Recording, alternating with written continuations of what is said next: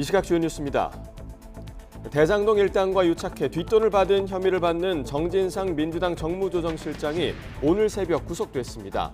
정 실장의 신병이 확보되면서 이재명 대표를 겨냥한 검찰 수사도 속도를 낼 것으로 보입니다.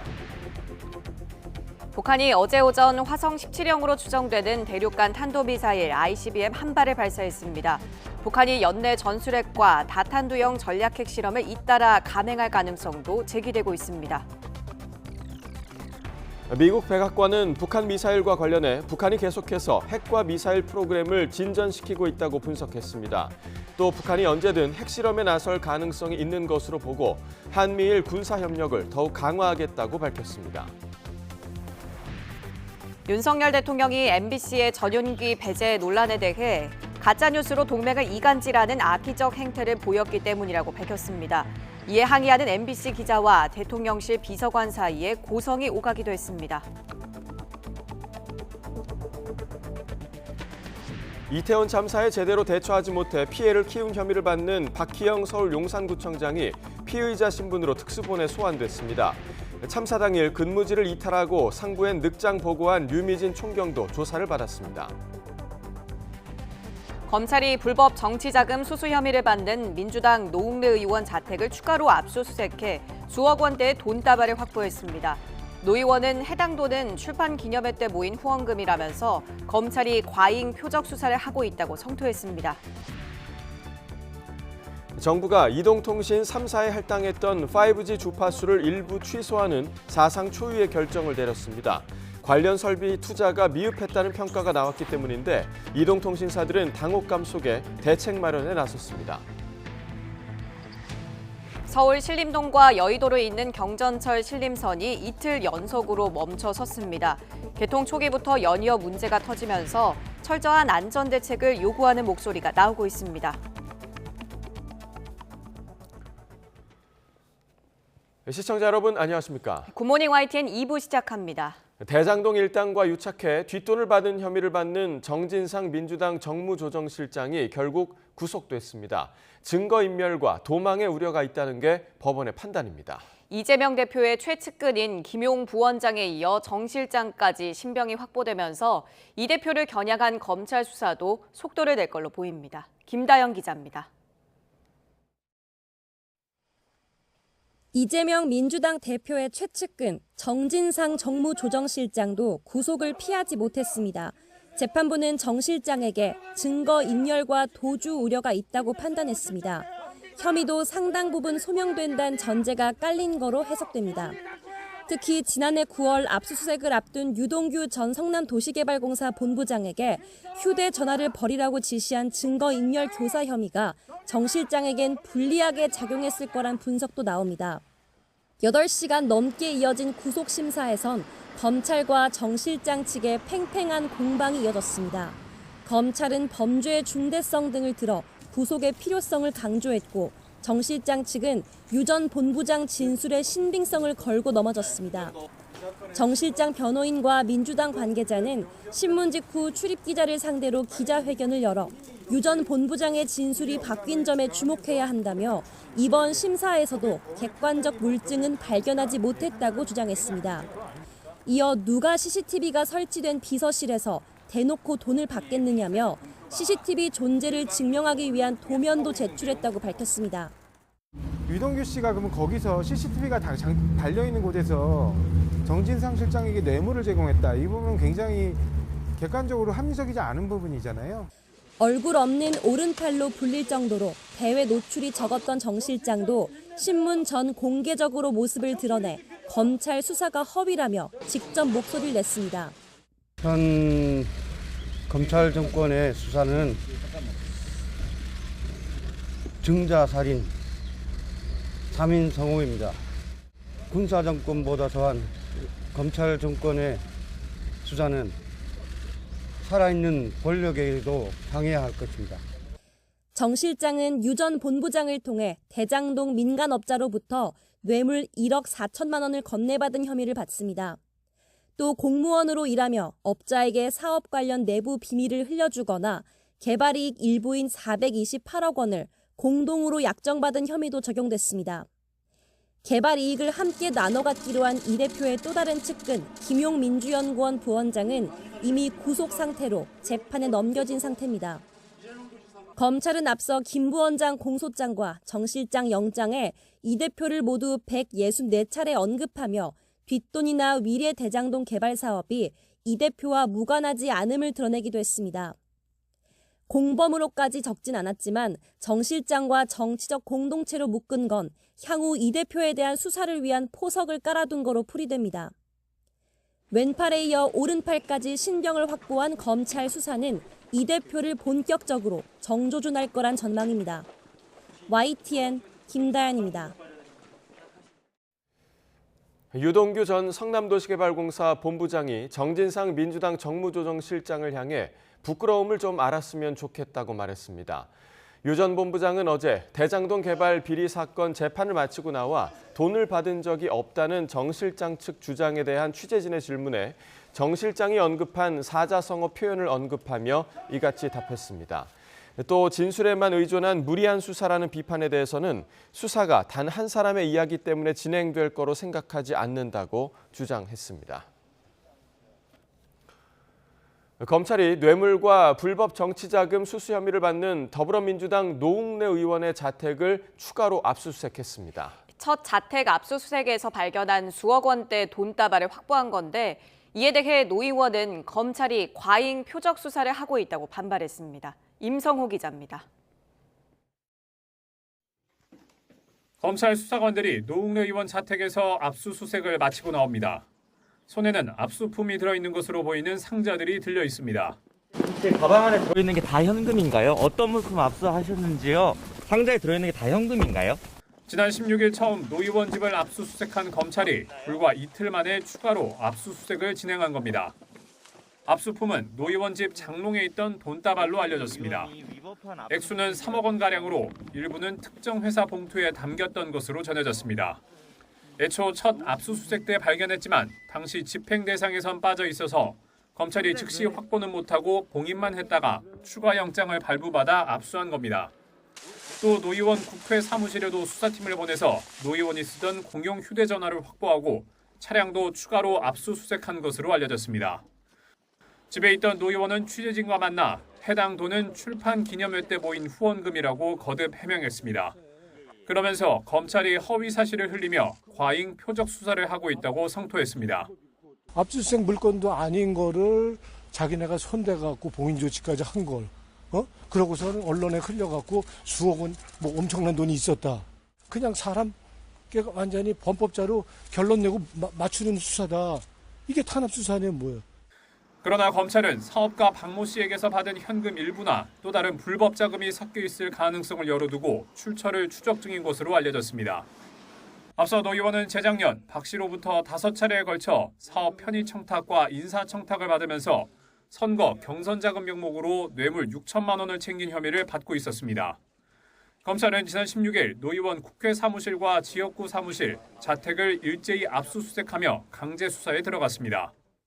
이번 추가 압수수색에서 검찰이 확보한 3억 원대의 돈 뭉치가 노 의원이 받은 또 다른 불법 자금인 정황이 나올 경우 노 의원 주변으로의 수사 확대가 불가피할 것으로 보입니다. YTN 임성호입니다. 이태원 참사에 제대로 대처하지 못해 피해를 키운 혐의를 받는 박희영 서울 용산구청장이 피의자 신분으로 특수본에 출석했습니다. 또 참사 당일 서울경찰청의 112 상황관리관이었던 류미진 총경도 같은 날 소환 조사를 받았습니다. 김철희 기자가 보도합니다. 검은 마스크에 검은 옷 차림으로 경찰청 특별수사 본부로 향하는 여성. 이태원 참사 전후 대응에 실패해 피해를 키운 혐의를 받는 박희영 서울 용산구청장입니다. 취재진의 질문이 쏟아졌지만 짧은 답만 남기고 청사 안으로 들어갔습니다. 유가족들에게 한 말씀 해주시죠. 구청장 자진 사퇴의사 있으세요? 오후엔 참사 당일 서울경찰청 상황관리관이었던 유미진 총경도 피의자 신분으로 특수본에 출석했습니다. 유 총경은 근무지를 이탈하고 상부엔 늑장 보고하는 등 직무를 제대로 하지 못한 혐의를 받습니다. 관행 따라 상황실 밖 근무라고 하셨는데 책임 인정은 하시나요? 죄송합니다. 특수본은 다음 주엔 전 용산경찰서장과 용산 소방서장 등도 불러 조사를 이어갈 계획입니다. 이런 가운데 용산경찰서가 참사 전 경비기동대 투입을 요청한 게 맞는지가 또 다른 수사 쟁점으로 떠올랐습니다. 앞서 이임재 전 용산서장은 기동대 투입을 여러 번 요청했지만 서울경찰청이 거절했다고 주장하고 기동대를 지원 요청해라 그런 지시를 했었고 그래서 주무부서에서 서울청 주무부서에 지원 요청을 했었습니다. 서울청에서 재차 검토가 있었으나 그때도 다시 집회 시기 때문에 어려운 걸로. 서울청은 요청 자체가 없었다고 맞서면서 상황은 진실공방 양상으로 번지고 있습니다. 용산경찰서 차원에서 요청은 없었고 그거는 경찰서 자체에서 판단해라 이렇게 한 거 아닙니까? 서울경찰청에서? 그런 식으로 한 적은 없습니다. 이에 대해 특수보는 관련 직원을 조사하는 과정에서는 경비기동대를 요청한 사실을 확인하지 못했다면서 정확한 사실관계를 따지기 위해 노력하고 있다고 밝혀 진실은 앞으로 수사를 통해 드러날 것으로 보입니다. YTN 김철입니다. 350명이 넘는 사상자를 낸 이태원 참사는 행정안전부와 서울시, 용산구청 그리고 경찰과 소방 등 어느 기관 하나 위험성을 제대로 인식하지 못해 빚어진 비극입니다. 이런 상황에서 경찰의 부실 대응 문제를 경찰이 수사하는 아이러니한 상황이 연출되고 있는데 어떤 수사 성과를 낼 수 있을지 우려가 여전합니다. 임성재 기자가 정리했습니다. 이태원 참사 당일인 지난달 29일 오후 6시 34분. 해밀턴 호텔 골목길 편의점에서 112 신고 상황실로 전화 한 통이 걸려옵니다. 해밀턴 호텔 그 골목에 이마트 24 있잖아요. 지금 사람들하고 올라오고 내려오고 하는데 너무 위험하거든요.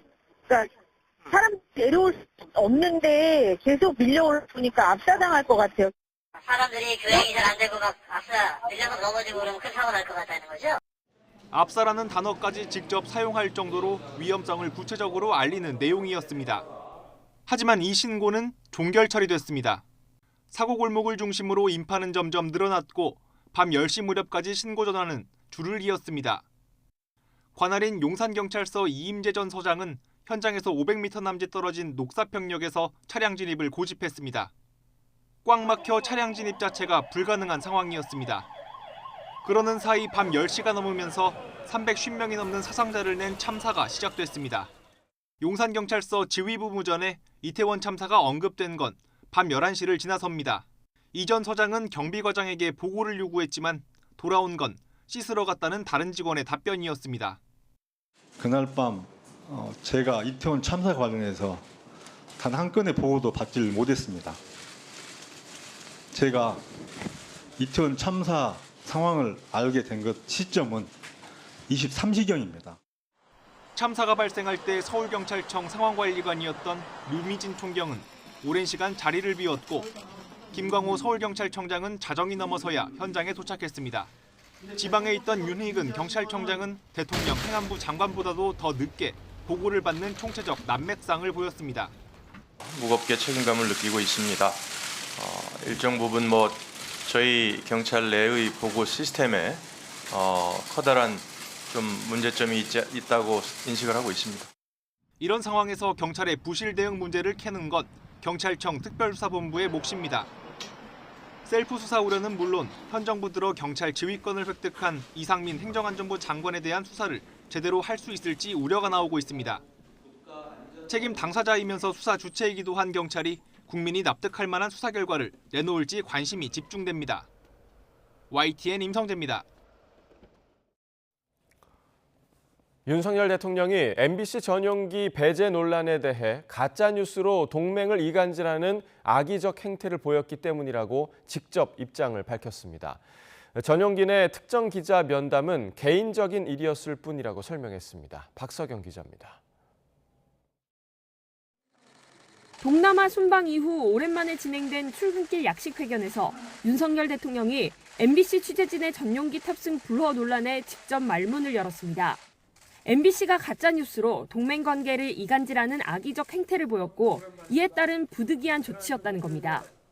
우리 국가 안보의 핵심 축인 이 동맹관계를 사실과 다른 그런 가짜뉴스로 이간질하려고 아주 악의적인 그런 행태를 보였기 때문에 대통령의 그 헌법 수호 그 책임의 일환으로서 언론의 자유도 중요하지만 언론의 책임이 매우 중요하다며 더욱이 국민 안전보장과 관련된 것일 때는 이루 말할 수가 없다고 강조했습니다. 기내 간담회도 없었던 이번 순방, 전용기에서 특정 기자를 불러 면담한 사실에 대해서는 개인적인 일일 뿐 취재에 응한 것이 아니라고 해명했습니다.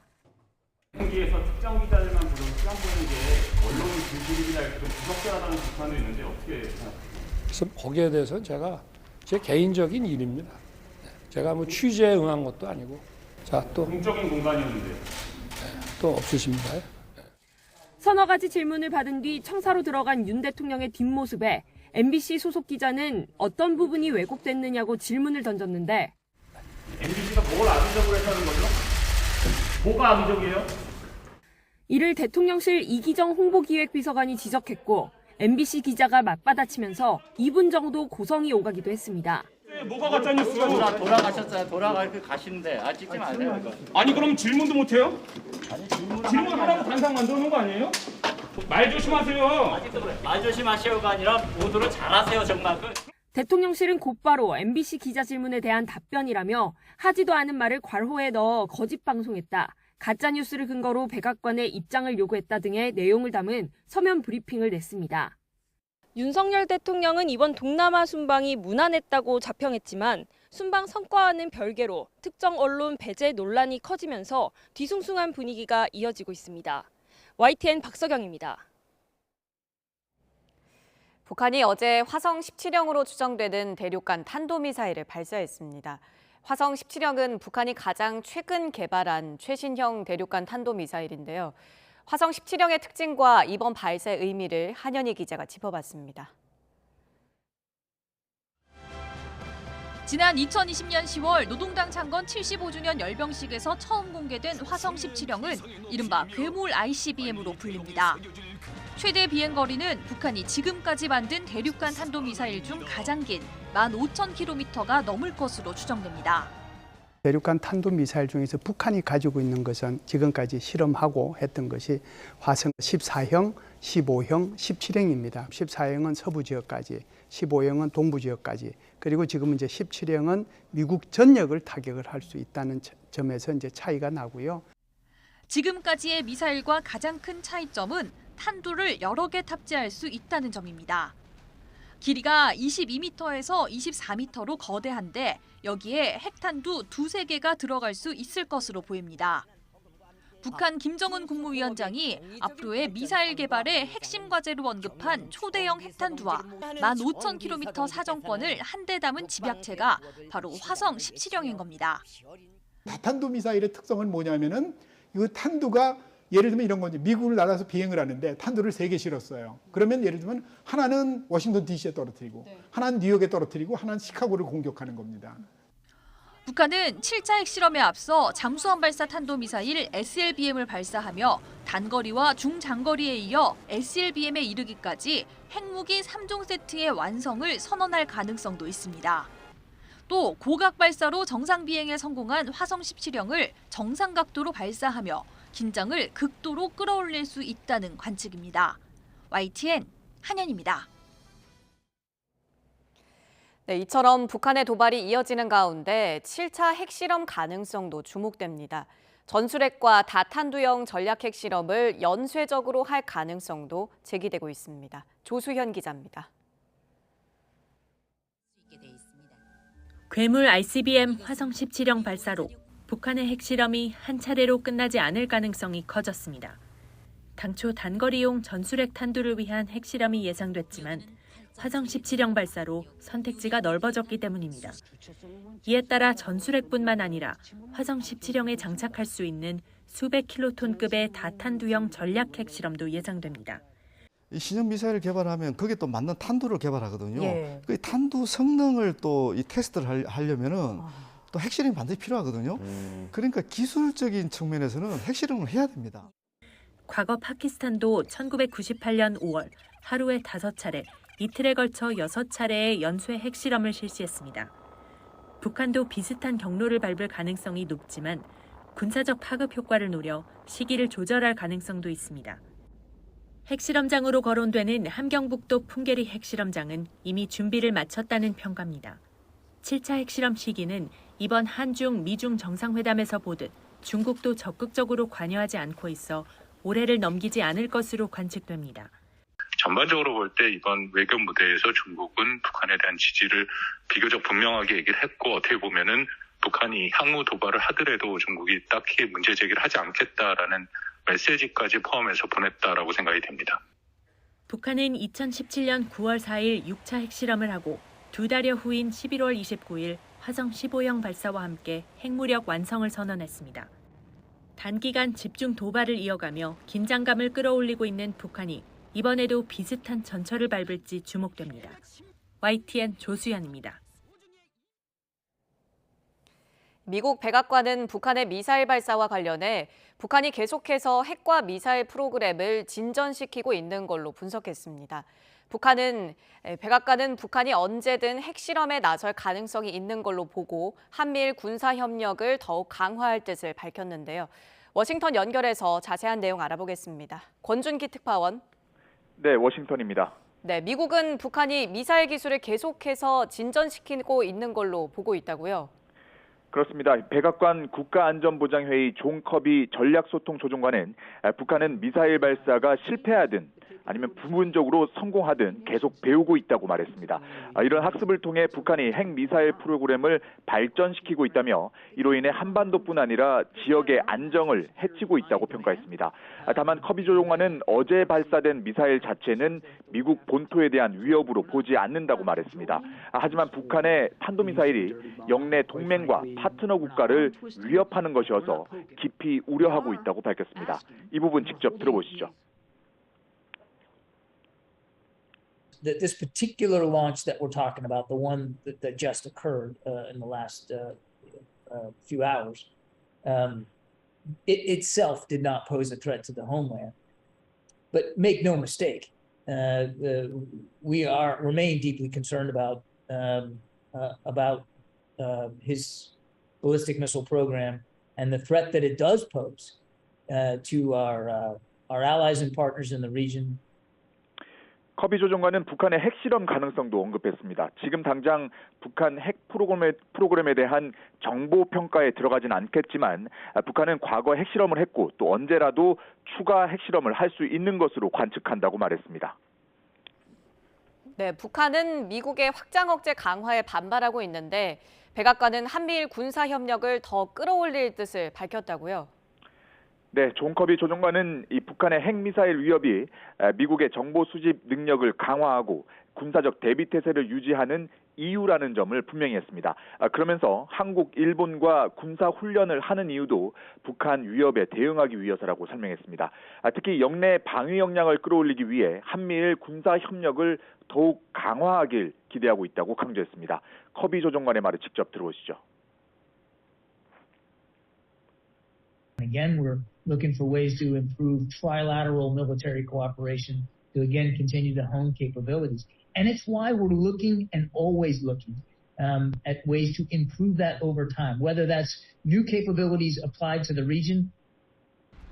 커비 조정관은 왜 지금 시점에 북한이 미사일을 쐈는지 묻는 질문에는 G20 정상회의와 한미 연합훈련 등이 원인이라고 단언할 수 없고 시점이 중요하지도 않다고 설명했습니다. 더 중요한 건 북한이 핵미사일 프로그램을 발전시키고 또 도발을 이어가고 있는 점이라고 말했습니다. 북한과의 외교적 해법 필요성도 어김없이 언급했습니다. 이 북한의 계속된 도발에도 조건 없이 북한과 마주 앉아 한반도 비핵화를 위한 협상을 위해 노력할 의사가 있다고 말했습니다.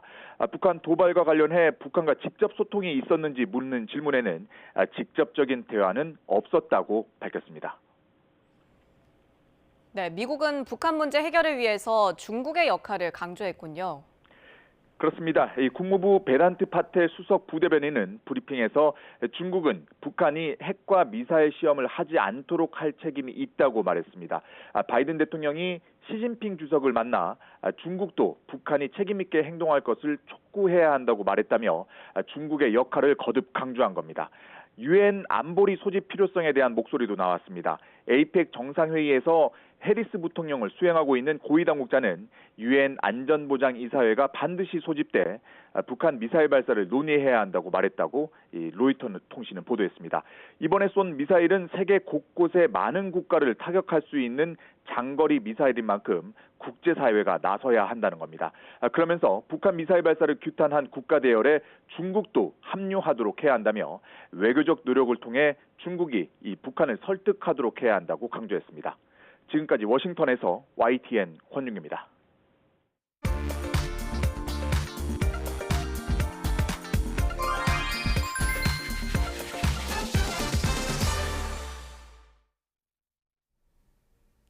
쌓여가는 낙엽을 보고 있으면 괜히 센치해지는 시기가 딱 이맘때가 아닐까 싶습니다. 그래도 끝물에 접어든 가을을 즐기려는 분들로 오늘 고속도로는 혼잡하겠는데요.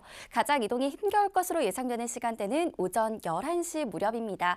언제 출발할지가 고민이시라면 정체가 정점을 찍을 것으로 보이는 11시 이전이나 점심 식사 후 여유롭게 출발하시는 것도 고려해보시기 바랍니다.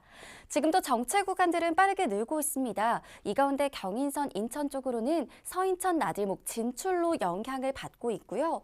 또 다른 돌발 상황 바로 서울 양양선에 위치하는데요. 양양 쪽으로 화도 부근 2차로 쪽에서 사고 처리하면서 주변으로 짧게 정체입니다. 그래도 이후 상황 많이 어렵진 않지만 설악 부근의 경우 옅은 안개 구간에 주의를 하셔야겠습니다. 영동선 강릉 쪽으로는 오늘 서창일대 정체가 가장 먼저 시작됐습니다. 그래도 여기 정체 길이는 2km 정도로 많이 길지는 않은데요. 용인 주변의 차량들이 빠르게 몰리면서 지금은 양지터널까지 6km 구간 브레이크를 밟습니다. 경부선 부산 쪽으로는 수도권 위주로 정체 구간들이 차츰 더 늘어나고 있습니다. 반포에서 서초 사이로 2km 구간, 이후로도 기흥동탄과 오산 주변에서도 가다서다를 반복하고요. 논산 천안간 고속도로 논산 쪽으로는 남풍새 나들목에서 차량터널 사이로 속도가 떨어집니다. 서해안선 목포 쪽으로는 안산분기점 부근에서 주춤합니다. 안전띠 잘 매주시고요. 고속도로 교통방송이었습니다. 639조 원에 달하는 내년도 나라 살림의 법정 처리 시한이 2주도 채 안 남았지만 여야의 예산안 협상은 좀처럼 접점을 찾지 못하고 있습니다. 출구 없는 대치 국면이 계속된다면 초유의 준예산 사태가 발생할 수도 있습니다. 강진원 기자입니다. 헌법 54조에 따른 2023년도 예산안의 법정 처리 시한은 오는 12월 2일입니다. 639조 원 규모의 내년도 나라 살림이 그때까진 국회 문턱을 넘어야 합니다. 특히 2014년부터 시행된 국회법 개정안, 이른바 국회 선진화법 규정에 따라 국회는 오는 30일까지 예산안 심사를 마쳐야 합니다. 당면한 복합 경제위기 극복을 위해 예산안을 법정 기한 내에 통과시켜 주실 것을 간곡히 당부드립니다. 하지만 예산안 통과에 열쇠를 쥔 여야는 아직 평행선을 달리고 있습니다. 특히 영빈관 신축 등 윤석열 정부 중점과제 예산과 노인 일자리 등 민주당 이재명 대표의 역점 사업 예산이 정면 충돌했습니다. 경찰국과 지역사랑 상품권 예산은 상임위 단계에서 한 발씩 물러섰지만 윤석열표 예산 삭감과 이재명표 예산 증액을 둘러싼 신경전은 여전합니다.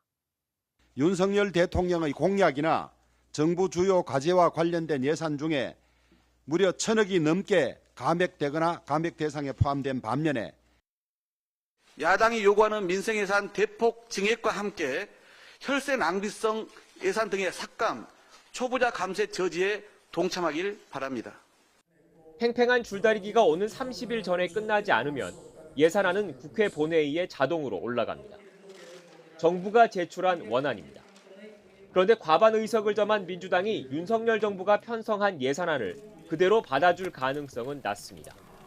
문제는 예산안이 좌초될 경우 부결된 안건을 같은 회기에 다시 다루지 않는 일사부재의 원칙에 따라 정부가 예산안을 새로 짜야 한다는 점입니다.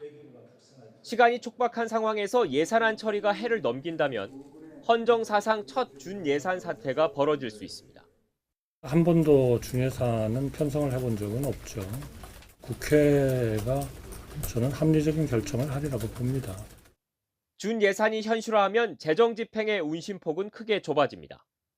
사실상 공무원 인건비 등 최소 경비만으로 정부를 꾸려야 합니다. 정부와 여당이 강조하는 사업은 물론 민주당이 관심을 둔 분야 역시 추진 동력을 잃게 된다는 얘기입니다. 무엇보다 그 피해는 고스란히 국민에게 돌아갈 수밖에 없습니다. 정치권이 정쟁에만 빠진 채 정작 민생은 외면한다는 따가운 지적에 귀 기울여 극적으로 타협점을 찾을 수 있을지 지켜봐야 할 것 같습니다. YTN 강준원입니다. 대통령 경호처가 경호구역에서 경호 업무를 수행하는 군과 경찰을 지휘 감독할 수 있도록 관련 시행령 개정을 추진하면서 논란이 일고 있습니다. 당사자인 군과 경찰이 수정이나 반대 의견을 낸 가운데 야당에선 군사정권 시절의 부활이냐는 비판까지 나왔습니다. 황윤태 기자입니다. 지난 9일 대통령 경호처가 입법 예고한 대통령 등의 경호에 관한 법률 시행령 개정안입니다.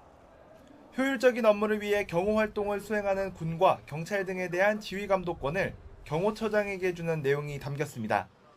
필요한 경우라는 단서가 달리긴 했지만 당장 논란이 불거졌습니다.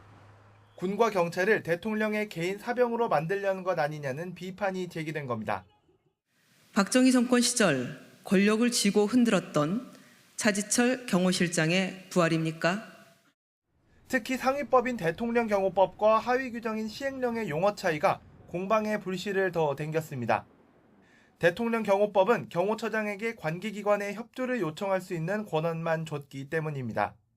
한마디로 모법에는 수평적 의미의 협조가 적시돼 있는데 시행령에는 수직적 관계인 지휘 감독을 넣는 게 맞느냐는 얘기입니다. 당사자인 군과 경찰도 비슷한 논리를 내세웠습니다. 군은 시행령의 용어를 바꾸자고 제안했고 경찰은 의견서를 통해 모법에 없는 권한이라 헌법에 어긋날 수 있다고 지적했습니다. 저희 쪽에 의견 조회가 왔고 저희는 적절치 않다는 의견을 냈습니다.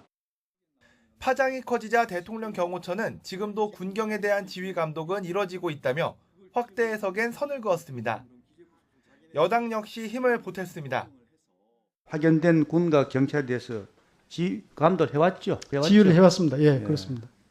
명확하게 시행령으로 정하자 하는 그런 뜻 아닙니까? 하지만 관계기관의 부정적 기류에다 야권을 중심으로 군사정권 시절 역사적 경험을 고리로 또 하나의 시행령 통치라는 주장까지 나오면서 여진이 계속되고 있습니다. YTN 황윤태입니다. 주식시장 침체 속에 내년부터 일정 투자소득 이상에 물리기로 했던 금융투자소득세, 금투세가 동학개미들의 반발을 사고 있죠. 이에 여당은 금투세 2년 유예, 반면 민주당은 예정대로 시행을 주장하며 신경전이 벌어졌는데 야당이 개미 투자자를 위한 절충안을 내면서 여당도 고심에 빠졌습니다. 손효정 기자입니다.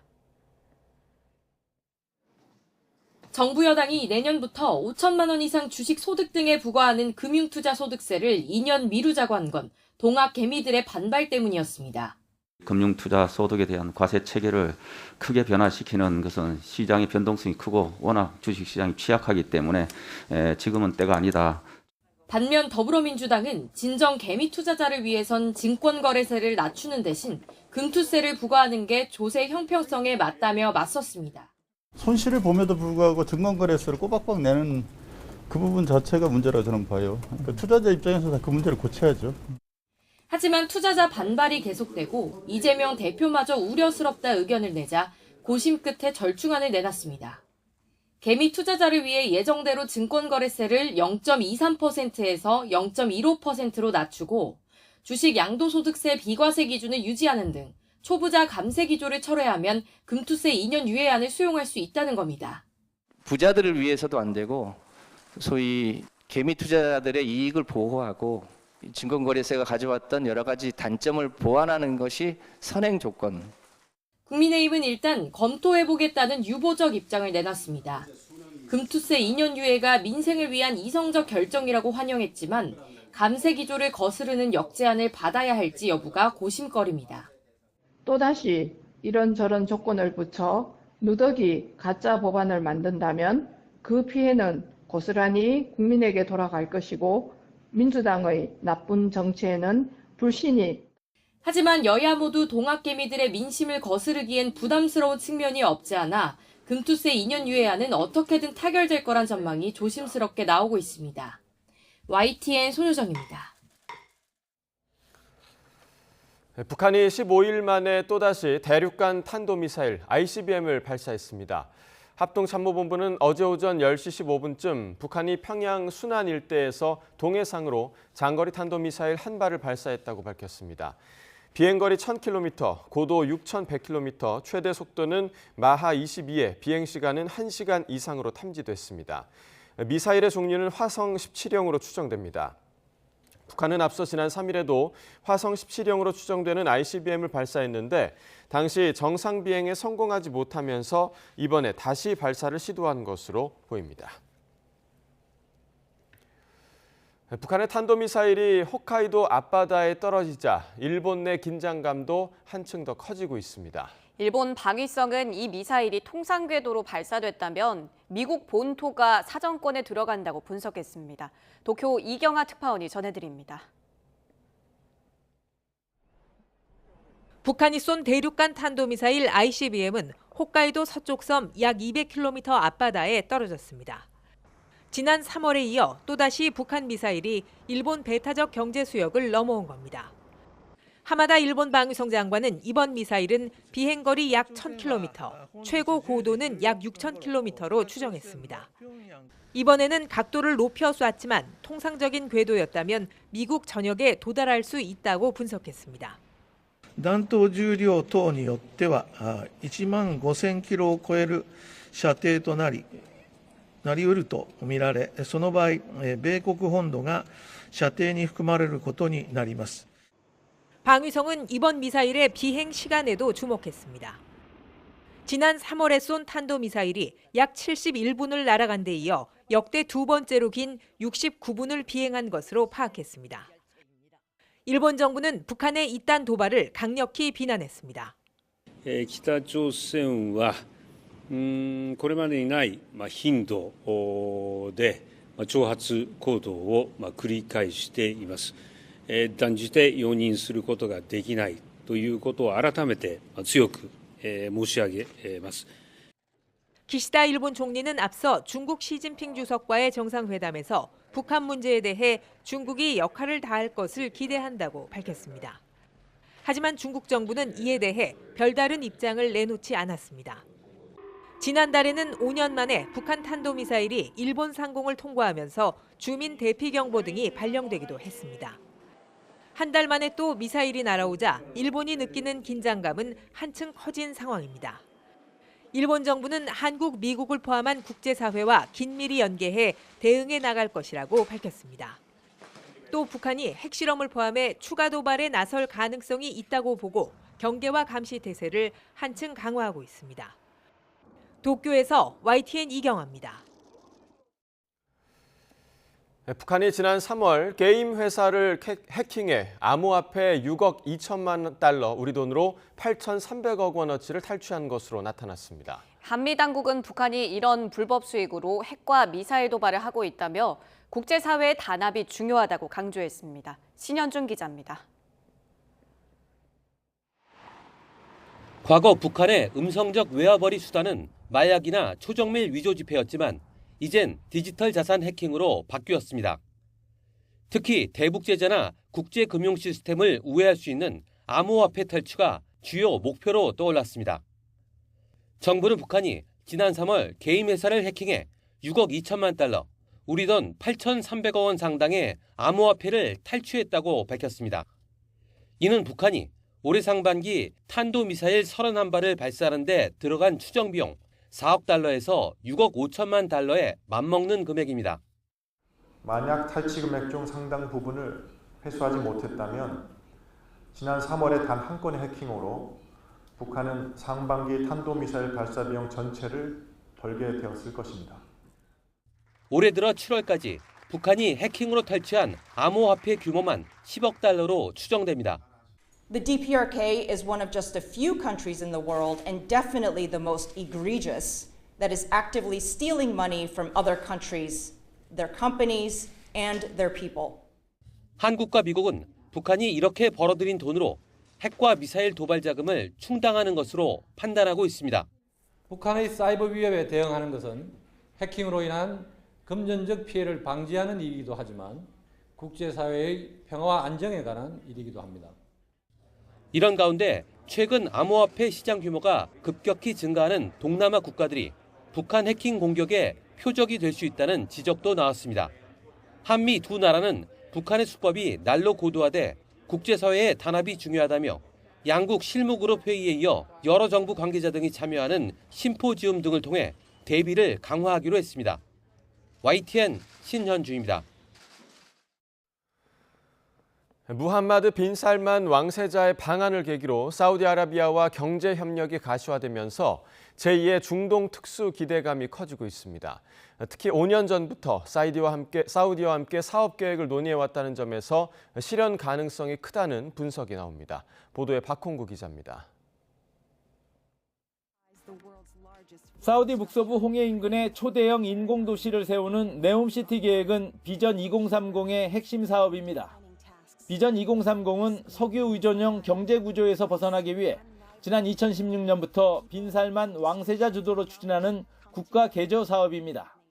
사우디는 이를 위해 한국과 미국, 일본, 중국, 독일 등 8개 나라를 협력 파트너로 정했습니다. 다만 공동위원회를 만든 나라는 우리나라와 일본 두 나라뿐입니다. 특히 한국과 사우디는 지난 2017년 10월 비전 2030 위원회를 출범해 2019년과 올해 1월까지 모두 3차례 회의를 열었습니다. 그 결과가 한 사우디 투자 포럼에서 40조 투자 계약으로 구체화된 것입니다. 정부 관계자는 이 금액은 한국이 아닌 사업주인 사우디 측에서 나온 말이기 때문에 신빙성이 매우 높다며 한국과 사우디는 튼튼하고 공고한 플랫폼을 오래전부터 갖고 있었다고 설명했습니다. 전문가들은 한국이 지난 1970년대 중동 건설로 근면 성실한 이미지를 쌓아오고 제조업 강국으로 선진국 도약까지 이뤄낸 점 등을 사우디가 고려했을 것이라고 분석했습니다. 한국인들은 굉장히 성실하고 열심히 일한다. 이런 우호적인 이미지가 있고요. 계속 한국이 발전하면서 이제 빠른 시간에 선진국까지 올라간 또 이 서양과 다른 아시아권의 국가다라는 데 대해서. 사우디 또한 풍부한 오일머니를 바탕으로 원자재 수출 중심의 산업 구조를 바꾸고 폐쇄적 종교국가 이미지에서 벗어나겠다는 의지를 갖고 있습니다.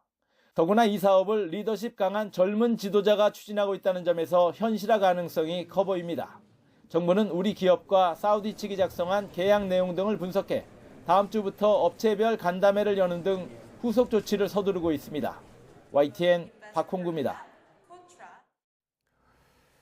잇따른 금리 인상의 여파로 집값이 급락하면서 전셋값도 함께 크게 떨어지고 있습니다. 일부 지역에서는 전셋값이 떨어진 차액을 집주인이 돌려주지 못하자 오히려 세입자에게 이자 형식으로 월세를 주는 현상도 벌어지고 있습니다. 이동우 기자가 취재했습니다. 최근 집값과 전세 가격이 동시에 급락한 잠실 대단지 아파트. 전용 면적 84제곱미터 매매가는 지난해 27억 원에 달했지만 최근 19억 5천만 원에 거래됐습니다. 전세 가격도 15억 원 하던 것이 10억 원 정도로 떨어졌고 급매물은 9억 원대에도 나와 있습니다. 그나마도 전세를 찾는 사람들이 별로 없습니다. 전세는 조금 요즘에 잘 안 되고요. 반전세는 계속 회전이 되고, 그러니까 전세가 안 되니까 이제 가격이 이제 계속 흐른 거죠. 물건이 쌓여 있으니까. 지난해 전용면적 84제곱미터 전세 가격이 8억 5천만 원이었던 서울 녹번동 아파트도 최근 6억 원까지 떨어졌습니다.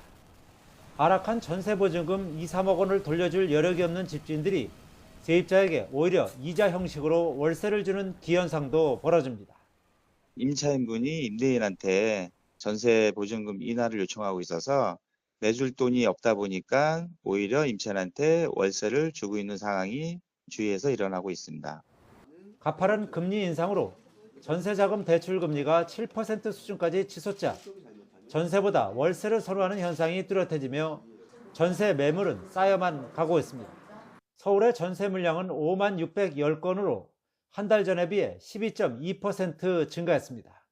전세 대출 금리가 월세 전환 이율보다 높고 깡통 전세 위험이 큰 데다 집주인도 월세를 선호하기 때문에 전세 매물이 쌓이고 있습니다. 서울 아파트 전세 수급 지수는 70.6으로 3년 8개월 만에 가장 낮은 수준입니다. 전세 수급 지수는 100을 기준으로 지수가 작을수록 전세 수요가 낮다는 것을 의미합니다. 기준금리 인상과 대내외 경기 침체 우려까지 더하면서 전세 시장 위축 분위기는 당분간 지속할 것으로 전망됩니다. YTN 이동호입니다. 정부가 이동통신 3사에 할당했던 5G 주파수 할당을 취소하는 강수를 뒀습니다. 사상 초유의 결정인데요. 이동통신사들은 당혹감을 드러내면서도 조금씩 다른 입장을 보였습니다. 조태현 기자가 보도합니다. 이동통신 3사는 지난 2018년 5세대 이동통신 5G를 위한 주파수 3.5GHz 대역과 28GHz 대역을 할당받았습니다. 당시 정부는 기지국 의무 수량과 비교한 구축 수량이 10%에 미치지 못하거나 평가 결과 점수가 30점 미만이라면 할당을 취소할 수 있다는 조건을 내걸었습니다. 그리고 4년, 정부가 내린 평가는 낙제였습니다. 3.5GHz 대역에선 통신 3사가 모두 합격점을 받았지만 28GHz 대역에선 SK텔레콤만 간신히 30점을 넘겼을 뿐 KT와 LGU+는 20점대에 그쳤습니다. 정부는 28GHz 대역과 관련해 SK텔레콤엔 이용기간 10%, 그러니까 6개월 단축을 결정했습니다. 그리고 KT와 LGU+에는 아예 할당 취소 처분을 내렸습니다. 통신사가 영업하는 주파수 할당이 취소된 건 처음 있는 일입니다. 통신사업자들이 구축한 28GHz 대역 장치는 당초 약속한 물량의 10%대에 불과하며 해외와 달리 국내에서는 28GHz를 지원하는 스마트폰 단말도 전혀 없는 상황입니다. 정부는 할당 취소가 확정되면 취소된 대역 가운데 한 개는 기존 사업자가 아닌 신규 사업자에게 지정한다는 방침입니다. 이동통신사들은 당황한 기색이 역력합니다. KT는 송구하게 생각한다며 고개를 숙였지만 LGU+는 소비자 피해가 우려된다며 유감을 표했습니다. 단축 처분을 받은 SK텔레콤은 이번 조치의 의미를 진지하게 받아들이고 앞으로의 사업 방향을 정부와 협의하겠다고 밝혔습니다. YTN 조태현입니다. 수능이 끝나고 이제 수험생들이 본격적으로 입시 전략을 세우는 시기입니다. 가채점 결과가 생각보다 안 나왔다면 수시에 집중하는 것이 낫고 잘 나왔다면 정시 선택이 더 유리한지 따져봐야 합니다. 김평정 기자입니다. 수능을 마친 수험생들은 가채점 결과를 토대로 남은 대입 일정을 준비하고 있습니다. 예체능이라서 사실 이제 시작이라서 실기 준비해야 되고 그래서 잘 체감이 안 되는 것 같아요. 가채점으로 원점수는 예상할 수 있지만 정확한 표준 점수와 영역별 등급은 다음 달 9일 성적이 발표돼야 알 수 있습니다. 가장 먼저 자신이 수시 모집에서 지원한 대학의 수능 최저 학력 기준을 충족하는지 따져봐야 합니다. 최저 기준에 미달하는 게 확실하다면 논술, 면접 등 대학별 고사에서 헛심 쓸 필요가 없기 때문입니다. 수능 예상 점수가 낮아 정시에서 원하는 대학을 지원하기 어렵다면 수시에 최선을 다해야 합니다. 애매한 경우에는 무조건 대학별 고사를 응시하는 것이 좋습니다. 그래야만 나중에 결과가 나오고 난 다음에 자기가 충족을 했는데도 불구하고 응시를 하지 못해서 기회가 날아가는 그런 문제를 극복할 수 있기 때문에 가채점 점수가 잘 나와 정시에 더 상위권 지원이 가능하다고 판단되면 수시 논술이나 면접을 볼지 고민해봐야 합니다. 수시 전형에 합격한 수험생은 정시 지원을 할 수 없기 때문입니다. 수능 성적이 발표되기 전에 미리 전년도 결과 등의 정보를 정리해두면 최선의 전략을 짜는 데 도움이 될 수 있습니다. 정시로 넘어가야 되는 상황이라고 하면 내가 받은 이 점수에서 가장 유리한 반영 비율이 높은 과목을 우선 찾는 게 중요할 것 같고 이번 수능에 지원한 재수생 비율은 31.1%로 26년 만에 가장 높습니다. 그만큼 정확한 점수 결과를 산출하기 어렵기 때문에 표준 점수와 등급 예측은 보수적으로 접근하라고 전문가들은 조언했습니다. YTN 김평정입니다. 최근 빨라지던 코로나19 환자 증가세가 다소 주춤하고 있습니다. 방역당국은 위중증 환자와 사망자가 늘고 병상 가동률이 오르고 있는 점에 주목하면서 백신 접종률 끌어올리기에 주력하고 있습니다. 신윤정 기자가 보도합니다.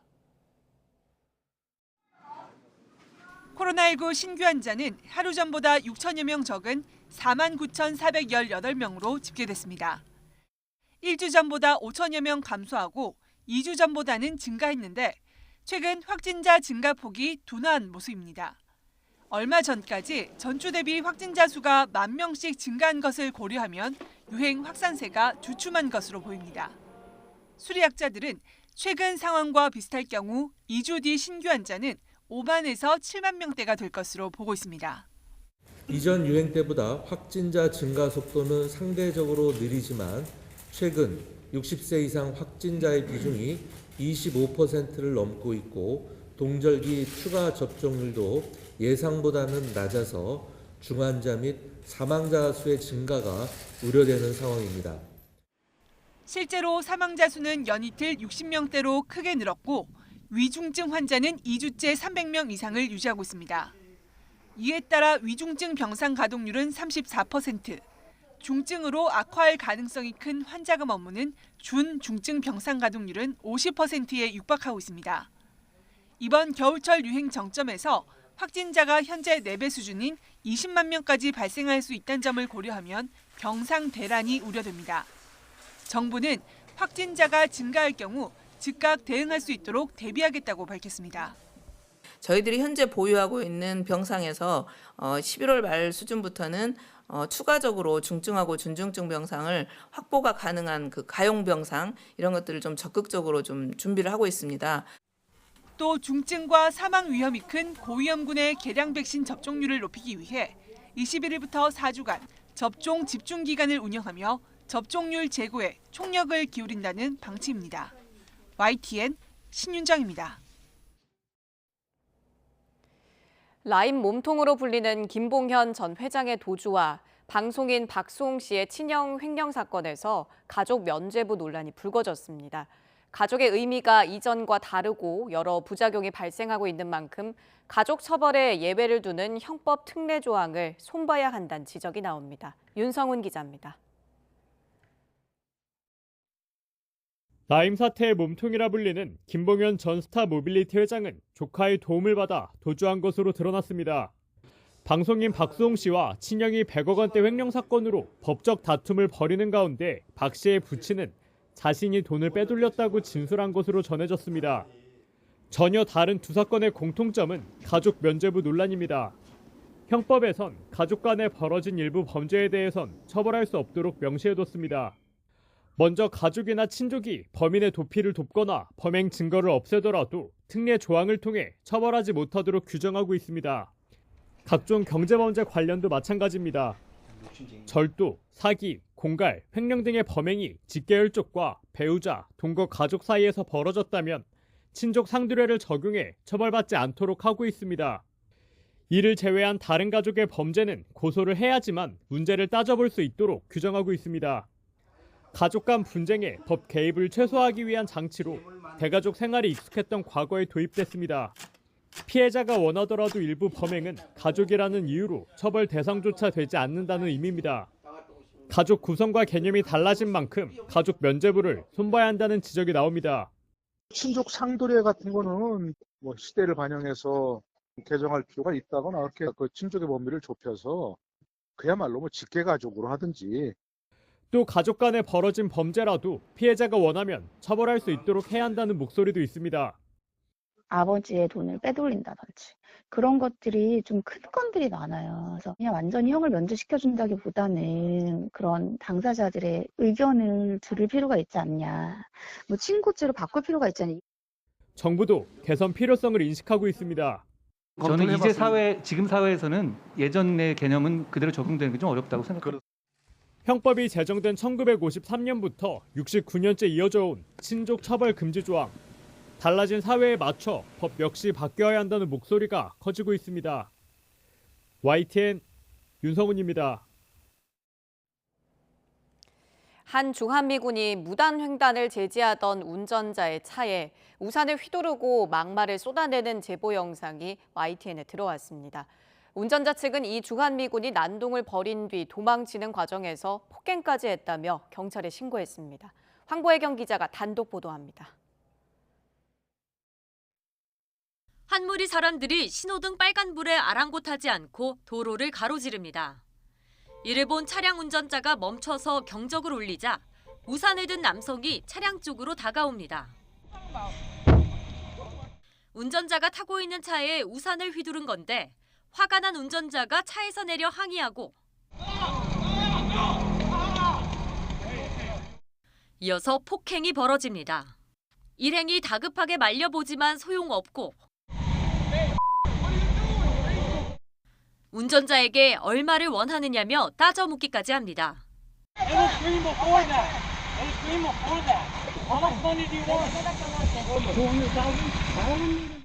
지난 12일 밤 11시쯤 경기 동두천시 사거리에서 40대 운전자 등 부부가 타고 있던 차량 블랙박스와 CCTV 영상입니다.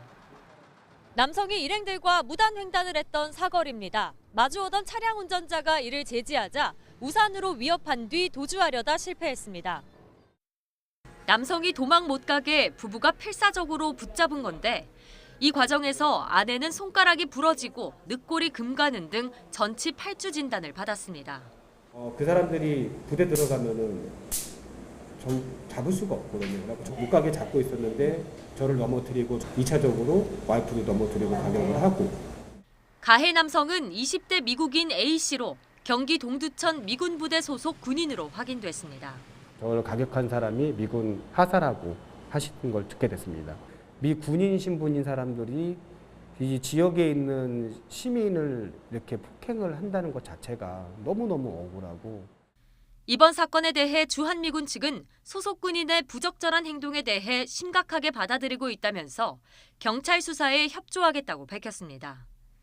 경찰은 조만간 A씨와 일행을 불러 조사할 방침입니다. YTN 황보혜경입니다. 최근 전국 각지에서 아프리카 돼지열병이 잇따라 발생하면서 방역당국이 긴장하고 있습니다. 국립공원 내 야생 멧돼지는 아프리카 돼지열병 바이러스의 주요 매개체인데요. 야생 멧돼지의 폐사체가 나올 만한 곳을 예측하는 지도가 개발돼서 관심을 끌고 있습니다. 최명신 기자입니다. 치악산 국립공원 중턱에 있는 한 웅덩이입니다. 바로 옆 둔덕엔 야생 멧돼지 비빔목이 있습니다. 3번 나무 밑동에서 1m 높이까지 진흙이 묻어 있습니다. 멧돼지들이 진흙 목욕을 한 다음에 여기 와서 진드기라든가 이물질을 떨궈내기 위해서 여기 와서 비비는 비빔목입니다. 여기가요. 최근 전국 야생 멧돼지에서 아프리카 돼지열병 바이러스 검출이 이어지자 국립공원공단도 비상체제에 들어갔습니다. 가장 중요한 건 바이러스 노출 위험이 큰 폐사체 확보입니다. 폐사체 한 마리 나왔잖아요. 네. 이쪽 공원 경계에서 보니까 4km밖에 떨어져 있질 않아요. 자주 다니는 길목엔 포획 트랩을 설치합니다. 트랩의 발판을 밟으면 강철로 된 줄이 튀어올라 멧돼지의 발목을 감아서 포획합니다. 야간에도 서식지 주변으로 열화상 드론을 띄워 일거수일투족을 촘촘히 감시하고 있습니다. 여기에 최근 폐사체를 과학적 분석 기법으로 찾아내는 폐사체 발생 예측 지도도 도입됐습니다. 그동안 야생 멧돼지 폐사체가 발견된 좌표 1,400곳과 각 좌표별 환경 변수 10개를 머신러닝으로 분석해 완성했습니다. 폐사체 발생 가능성을 1에서 4등급으로 나눠 17개 국립공원에서 5달가량 시범 운영해 49건을 찾아냈습니다. 특히 전체 공원 대비 22%에 불과한 예측지도 1, 2등급 지역에서 65%인 32건을 발견하는 성과를 올렸습니다. 멧돼지 폐사체 발생 예측도 이외에도 다양한 과학적 기법을 활용하여 아프리카 돼지열병 확산 차단에 최대한 노력하겠습니다. 국립공원은 수색 담당자들의 휴대전화 지도에 예측지도 프로그램을 적용해 폐사체 수색 체계를 재정비할 예정입니다. YTN 최명신입니다. 국내 최대 게임 전시회 지스타가 3년 만에 부산 백스코에서 열리고 있습니다. 최대 24만 명이 몰릴 거란 이번 행사에 유명 업체들이 내놓은 신작만큼이나 행사장 안전관리도 주목받고 있습니다. 김종호 기자입니다.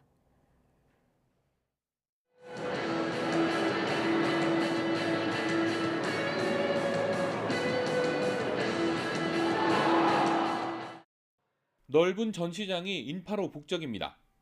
체험 부스마다 끝이 안 보이는 긴 대기줄이 생겼습니다. 코로나19 여파로 3년 만에 정상 개최되는 지스타. 43개 나라 900여 개 업체가 전시와 체험, 상담 부스 2,900여 개를 꾸몄습니다. 지스타는 한국을 대표하는 게임 전시회일 뿐만 아니라 세계적으로도 유명한 전시회 중에 하나거든요. 그래서 저희는 계속 참여해서 지스타가 게임 산업의 발전과 함께 올해 행사에는 위메이드와 넥센, 크래프톤 등 국내 대표 게임사 대부분이 참가했습니다. 앞다퉈 크고 화려한 전시관을 마련해 주요 신작 게임을 선보였습니다. 곧 출시할 글로벌 신작을 저희가 이번에 지스타에서 최초이자 마지막으로 시연을 하다 보니까 좀 그 부분에 대해서 저희 관람객들의 만족도가 높습니다. 올해 관람객 수가 역대 최다인 24만 명이 넘을 거라는 예상이 나올 정도로 관심이 뜨거운 이번 지스타. 이태원 참사 이후 열리는 첫 번째 대규모 전시회여서 관람객 수와 기업 간 거래 규모뿐만 아니라 안전 관리도 행사 성공을 판단할 잣대 가운데 하나로 꼽힙니다. 이 때문에 주최 측은 안전 관리 인원만 예년보다 2배 이상 많은 600명 가까이 투입했습니다. 전시당한 밀집도는 입장권으로 조절합니다. 밀집도가 올라가면 입장권 현장 판매를 줄이는 방식입니다. 올해 지스타는 부산 백스코에서 일요일까지 나흘 동안 진행됩니다.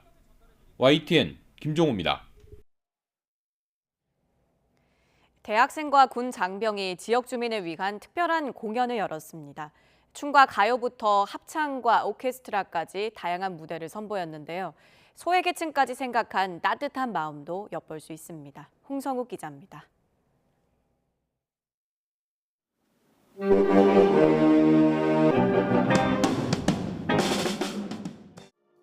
함께 무대에 오른 군장병과 대학생, 오케스트라단이 화음을 맞춥니다.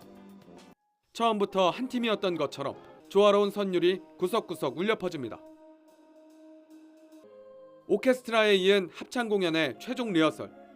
공연에 참가한 20대 청년들, 군인과 대학생으로 신분은 각기 다르지만 한마음으로 노래합니다.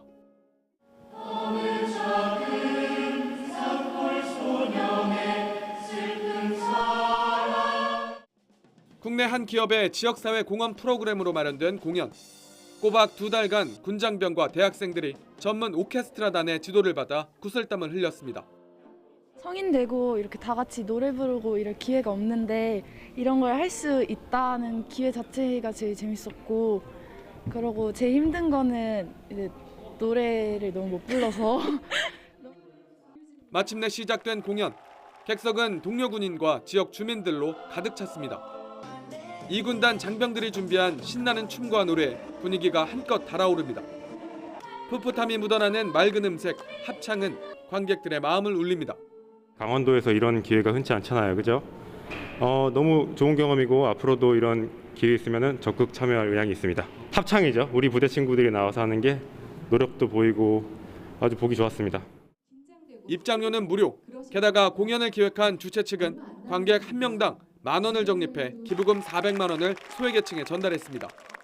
깊어가는 가을밤, 지역 주민들을 위해 준비한 공연.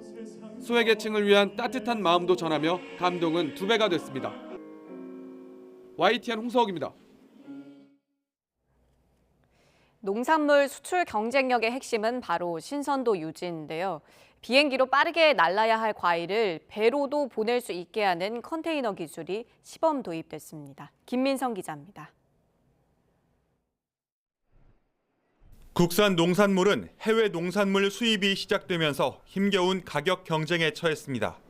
이후 역으로 수출길을 연 건 농업인 소득을 높이고 내수 시장을 지키려는 조처였습니다.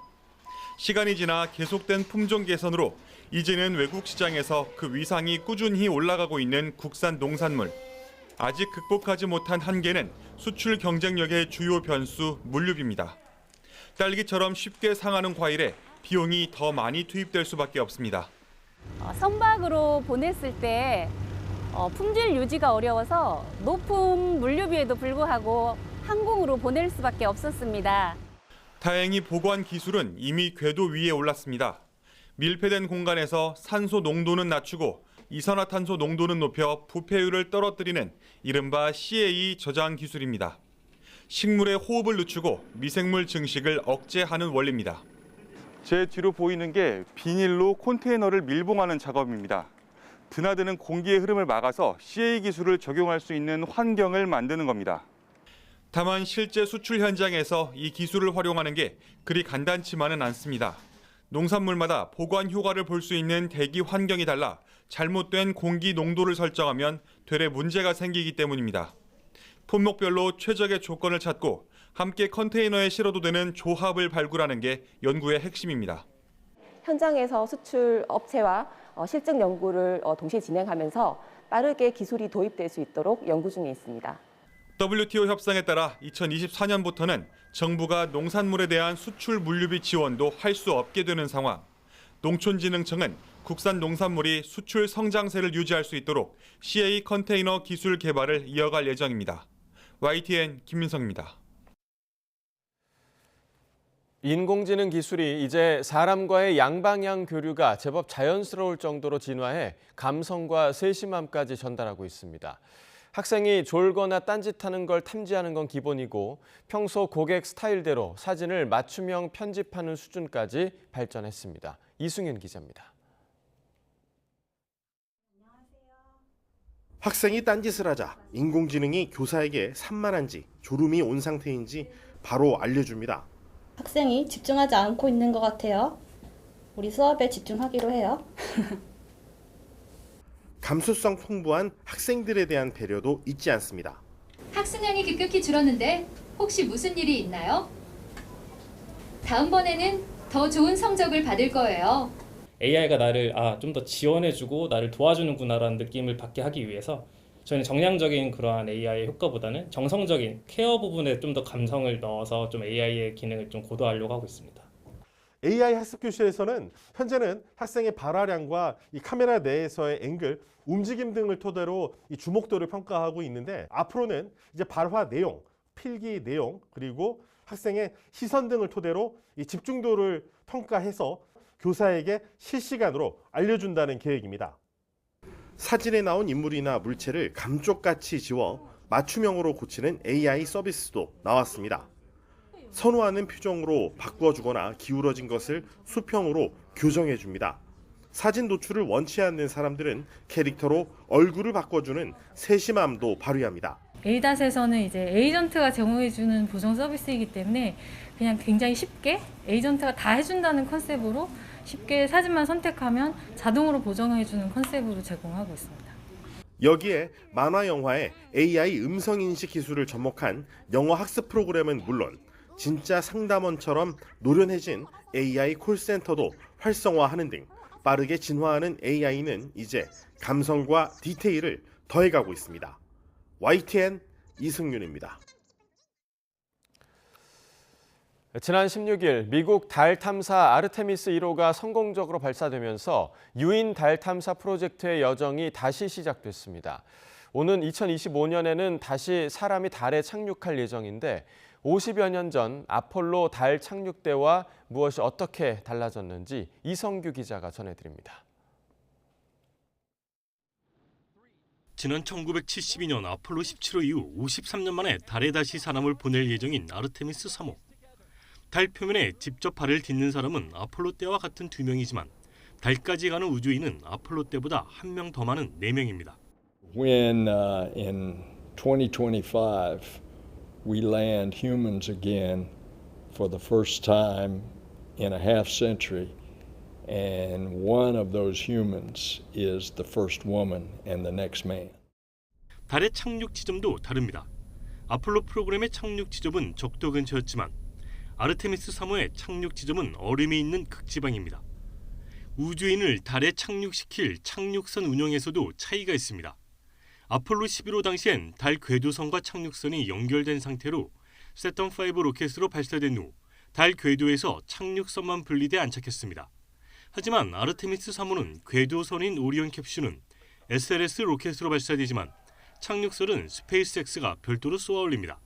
도킹을 해서 궤도선에 있는 우주인이 착륙선을 갈아타고 내려오고 그래서 임무를 달 표면에서 한 다음에는 다시 이제 착륙선이 올라와서 궤도선하고 이제 도킹을 하게 되죠. 그리고 착륙선에 있는 우주인이 다시 궤도선으로 돌아가서 궤도선이 다시 지구로 되돌아오는 겁니다. 우주인 달 착륙과 함께 아르테미스 프로그램의 또 다른 축은 달 궤도의 중간 거점 역할을 할 미니 우주정거장인 게이트웨이를 건설하는 겁니다. 나사는 2024년쯤 게이트웨이의 생활 공간 모듈과 연료 공급 모듈 등을 처음으로 발사할 계획입니다. We'll need a place to orbit around the moon, where we can live and work. A place to get ready for our lunar surface expeditions. and a place to return to when our work on the lunar surface is complete. We need a lunar home away from home. 오는 2027년 예정인 아르테미스 4호 임무에서는 게이트웨이에서 우주인들이 착륙선으로 갈아탈 예정입니다. YTN 사이언스 이성규입니다. 러시아의 우크라이나 침공이 9개월이 지난 가운데 이번 겨울이 종전 협상을 위한 기회가 될 거라는 전망이 나오고 있습니다.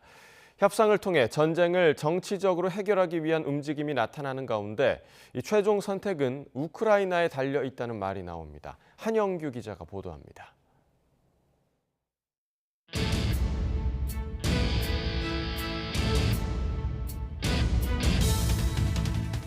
지난 2월 러시아가 우크라이나를 침공했을 당시 전쟁은 러시아의 일방적 승리로 쉽게 끝날 것으로 전망됐습니다. 하지만 우크라이나가 미국을 비롯한 서방의 지원을 받으며 강력하게 반격했고 최근에는 크림 반도를 잇는 전략적 요충지인 헤르손을 탈환했습니다. 우크라이나가 전쟁에서 승기를 잡았지만 러시아를 상대로 완전한 승리를 거둬 크림 반도까지 되찾을 가능성이 높지 않은 것도 현실입니다. So the military task of militarily kicking the Russians physically out of Ukraine is a very difficult task.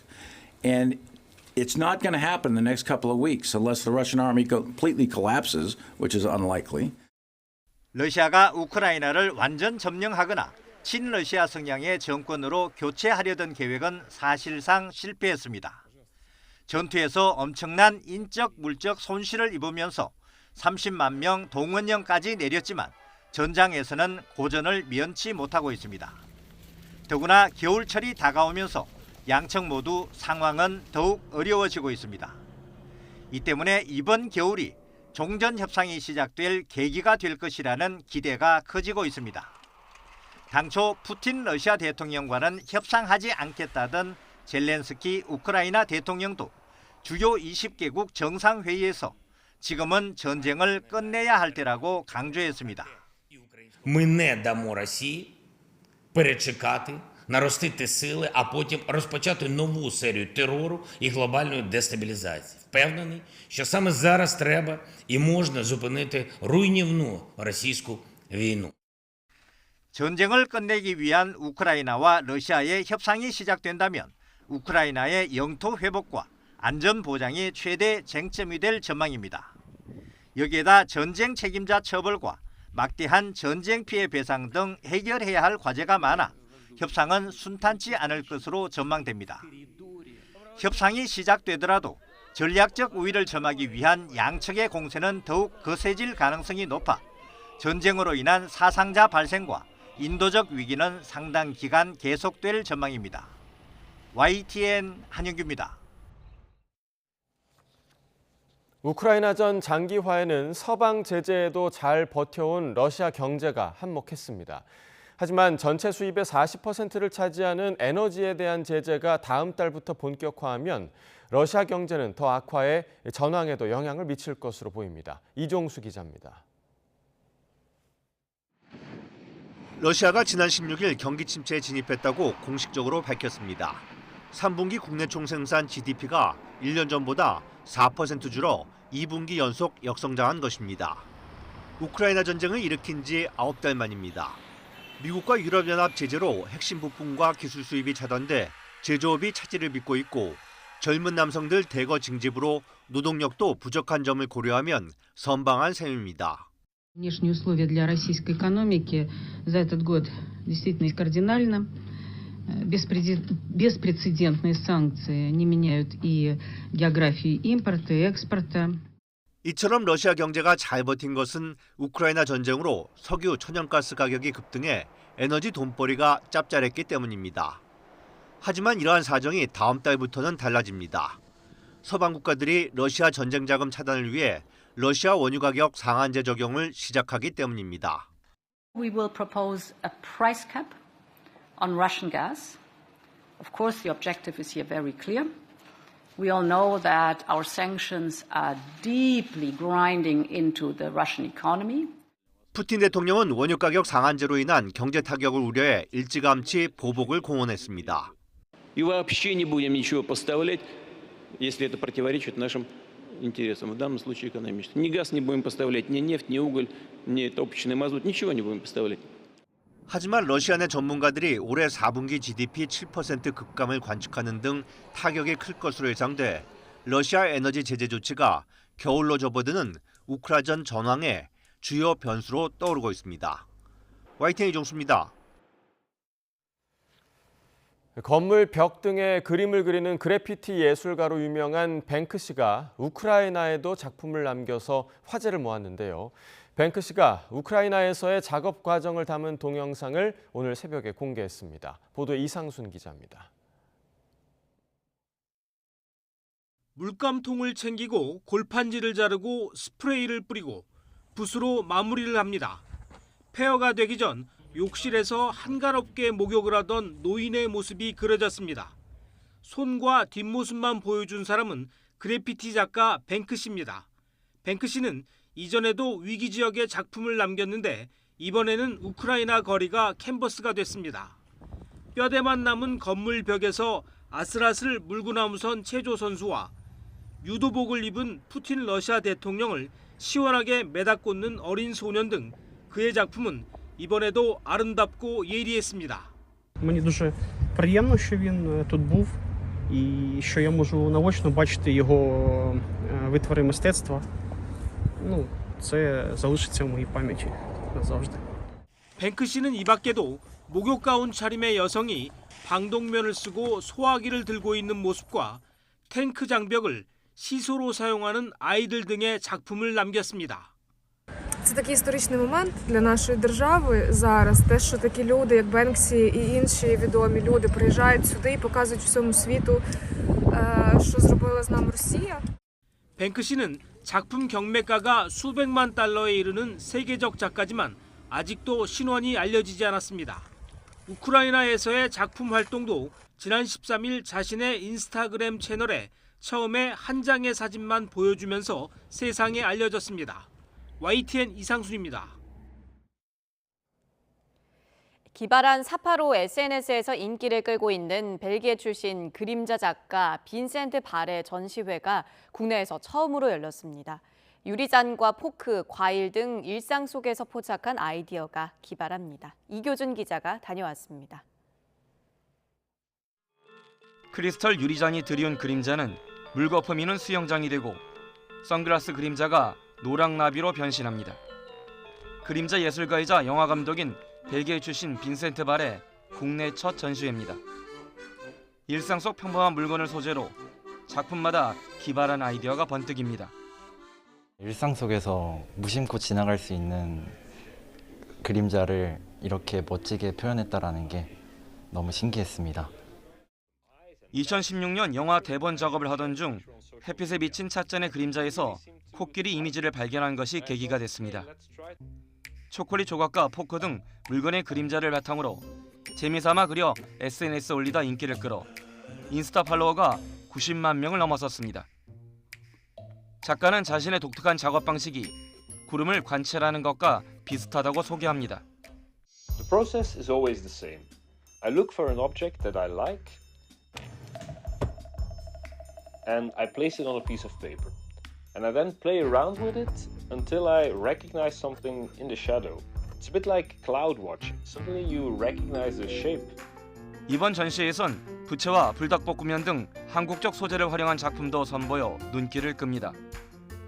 또 그림자 아트를 직접 체험해 볼 수 있는 작업 공간도 마련됐습니다. 기상천외한 그림자 사파에 별세계에 빠져 있노라면 어느새 일상 속 스트레스를 잠시나마 잊게 됩니다. YTN 이교준입니다. 북한이 어제 김정은 국무위원장 지도로 신형 대륙간 탄도미사일 ICBM 화성 17형을 시험 발사했다고 발표했습니다. 조선중앙통신은 오늘 김정은이 하루 전 신형 ICBM 시험 발사를 현지에서 지도했다고 밝혔습니다. 통신은 김 위원장이 적들이 핵 타격 수단으로 위협을 가해온다면 당과 공화국은 단호히 핵에는 핵으로 정면 대결에는 정면 대결로 대답하겠다고 말했다고 전했습니다. 또 시험 발사장에 김 위원장 딸이 동행했다고 밝혔습니다.